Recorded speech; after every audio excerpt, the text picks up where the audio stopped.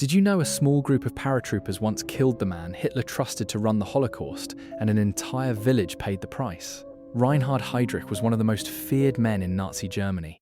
He oversaw the planning of the Holocaust.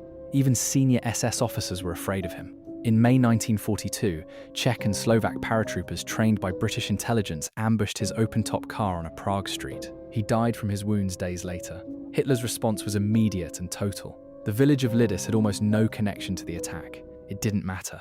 Every man was shot. Every woman was sent to a concentration camp.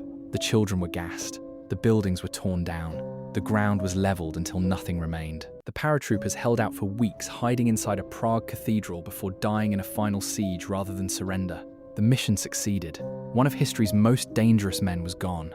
But the people who paid the price never made the decision. They never even knew the plan existed.